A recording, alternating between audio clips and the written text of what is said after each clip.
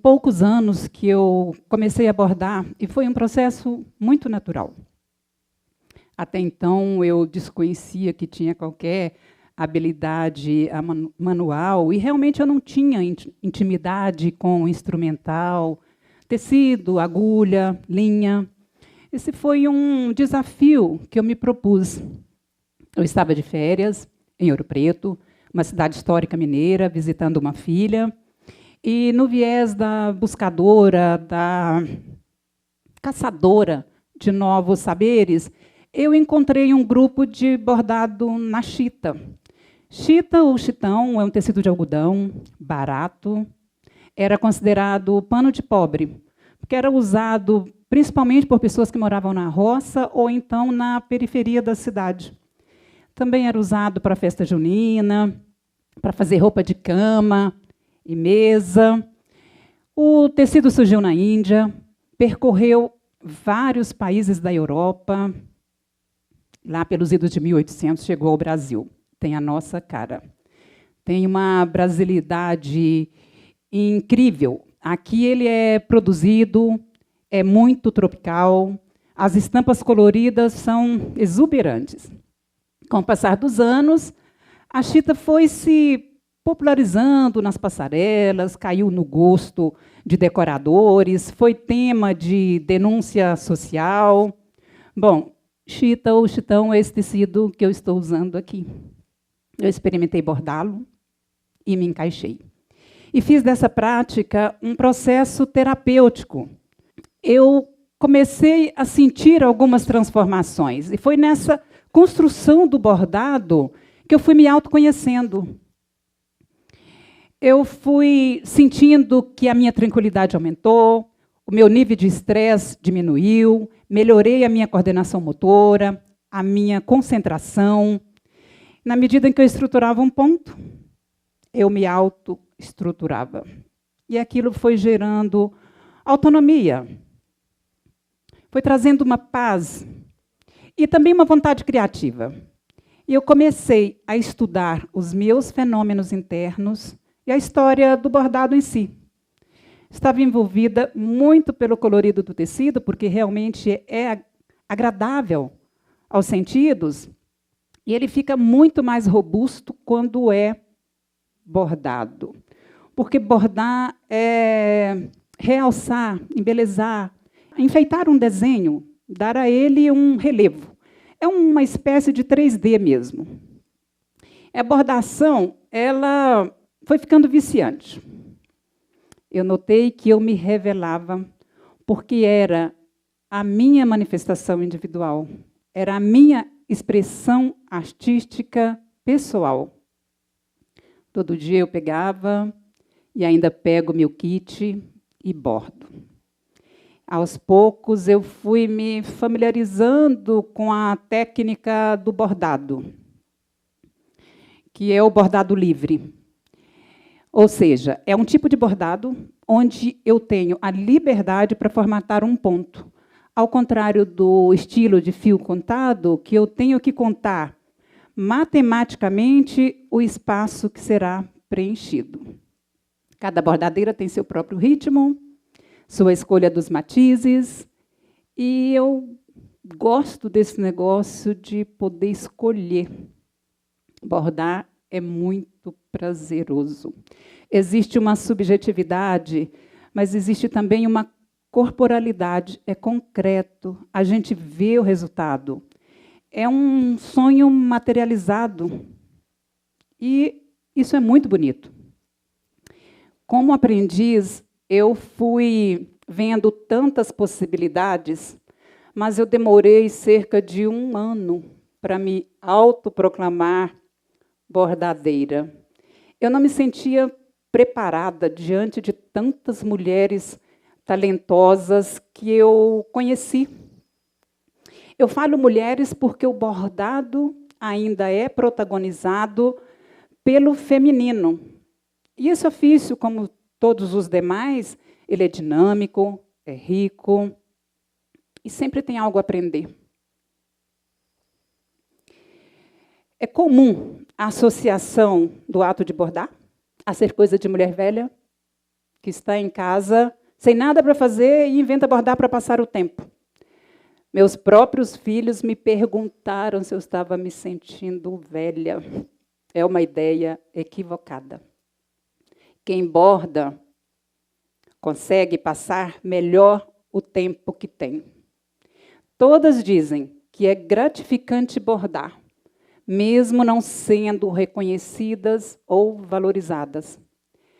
Tem uma subjetividade embutida nisso.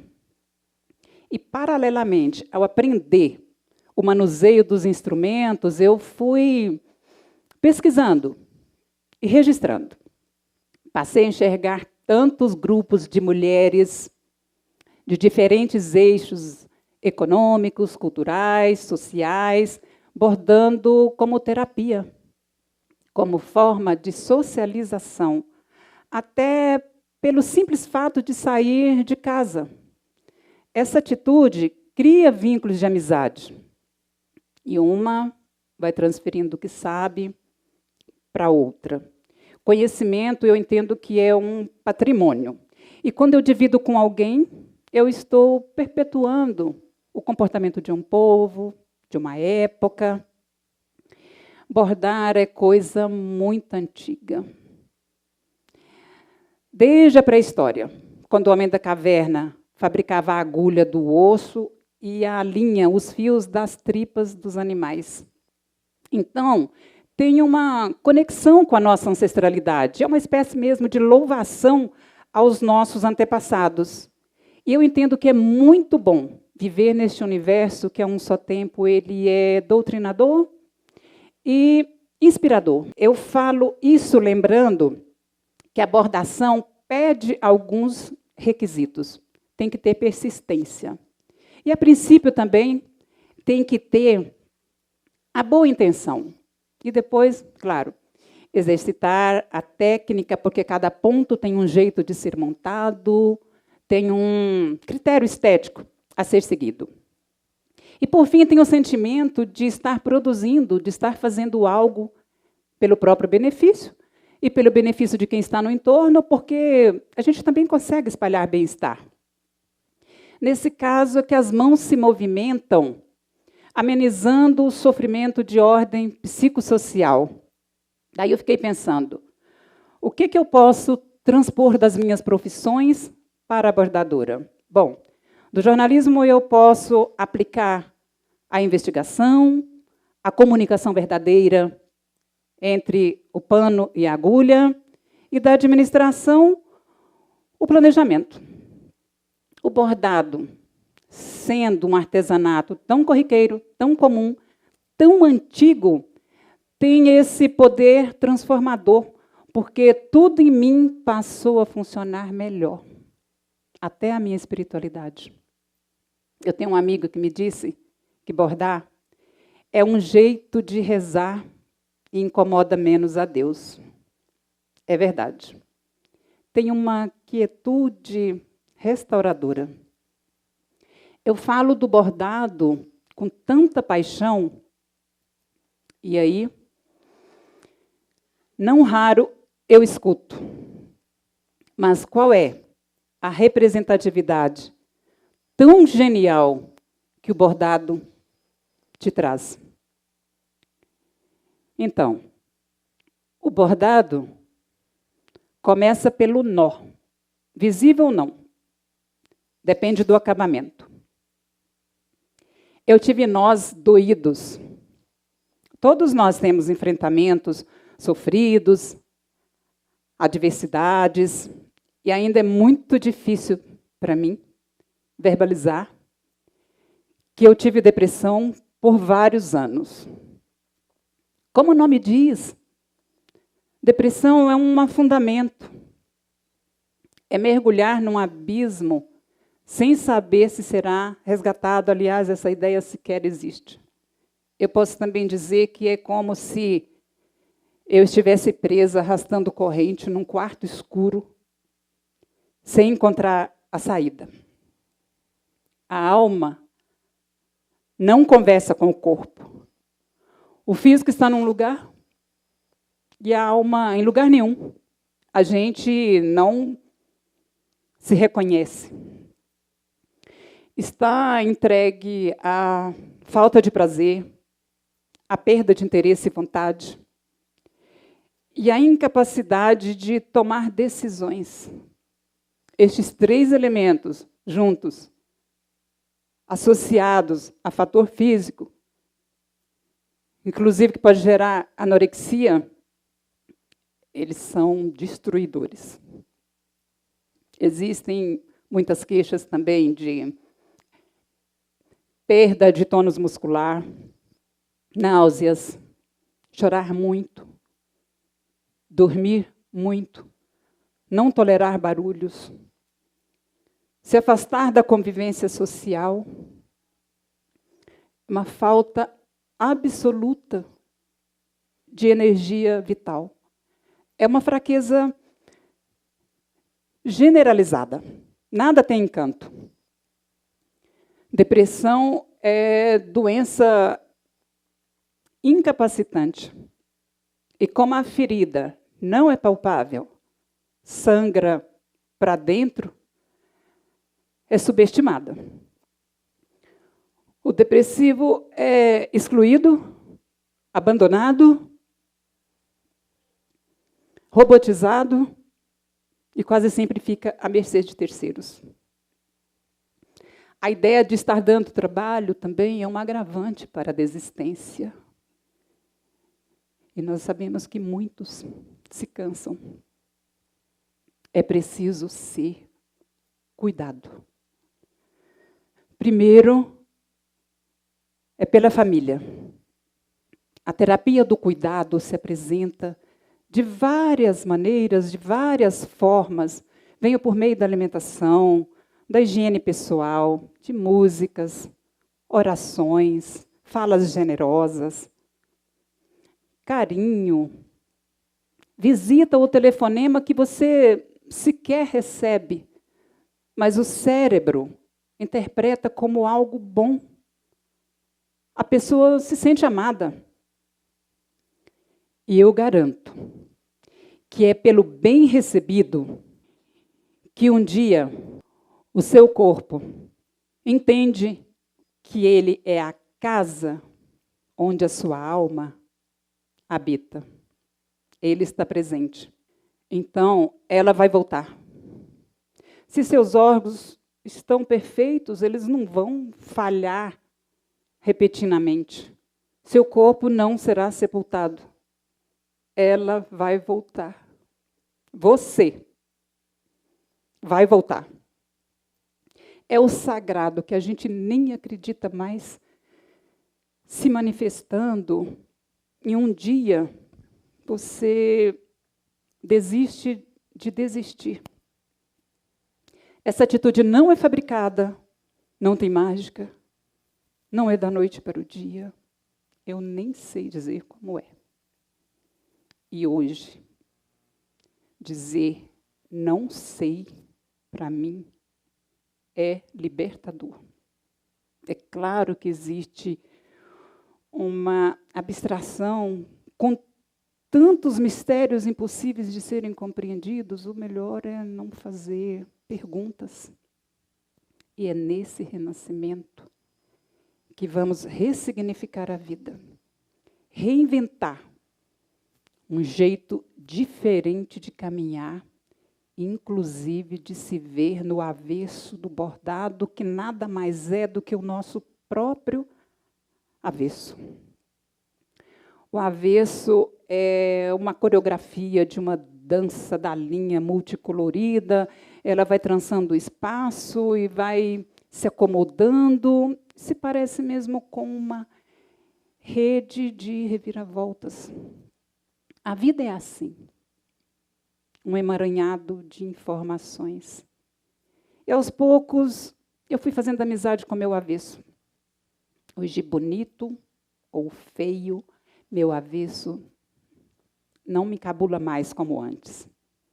Até porque eu aprendi que a perfeição não é desse mundo. Às vezes eu preciso até desmanchar e refazer um ponto. Quem dera que a vida nos permitisse isso. O bordado permite. Ressurgir, então, significa superação? Para mim, não. Alguns fatos a gente nunca supera. A vida se encarrega de encontrar uma maneira de nos tornar capazes de suportar. Sem vitimização, passa a compreender que a dor da alma te dá uma trégua e muda de lugar. Um dia ela está na cabeça, está na coluna, está no estômago, está nas pernas. É só ter paciência e esperar essa rotatividade. Foi nesse ritmo que, nos últimos anos, com apoio, eu assumi o remo das minhas vontades. Fiz outra faculdade, outra especialização, aceitei novas responsabilidades na empresa onde trabalho, redesenhei a minha profissão, me encaminhando para outras mídias, escrevi um livro sobre bordado terapêutico, criei um projeto de arte na chita para atender especialmente mulheres com episódios de depressão, tristeza, angústia, síndrome do ninho vazio e também para aumentar a renda familiar. Com a nossa arte, com o nosso projeto, participamos de evento cívico, representando a cultura popular e identidades. Fizemos exposições.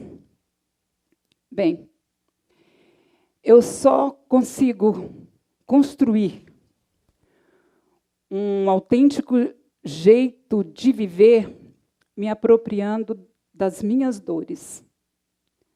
Quando eu acolho os meus demônios, eu consigo pavimentar uma nova rota.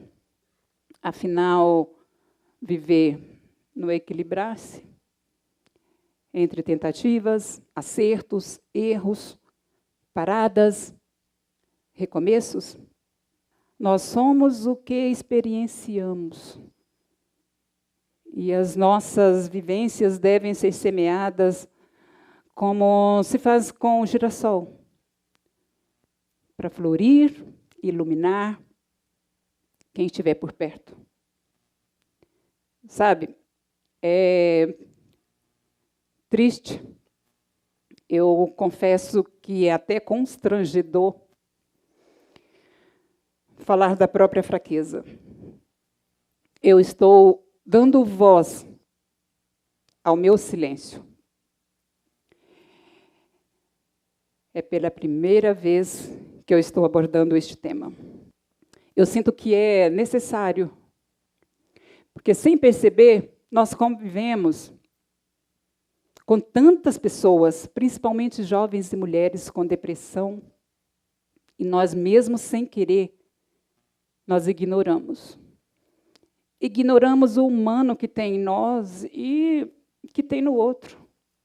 Eu sei que um simples abraço verdadeiro distribui esperança, pode mudar o rumo da vida de alguém. Depressão não é bobagem, não é poesia, não é preguiça. É doença grave que precisa ser tratada. Com medicamento, psicoterapia, trabalho, atividade física, lazer. Bordar é o benefício que eu recebi e que eu quero compartilhar. Se antes eu bordava só para mim, hoje já não é mais assim. Eu bordo com muitas e por muitas. Bordado educa, transforma e espiritualiza. Eu te convido a seguir o caminho da flor de chita, aplicando nos nossos recortes de vida vários pontos de linhas coloridas, que eu posso citar como o rococó, palestrina, haste, corrente, e, sobretudo, criar um território de afeto, de formar uma roda de prosa e se divertir. Isso é terapia. A gente pode viver melhor e mais alegre. E eu me lembro de um autor dizendo que a vida é tecelã imprevisível e que um ponto dado aqui, de vez em quando, ele só será arrematado lá na frente. E aí, vamos bordar?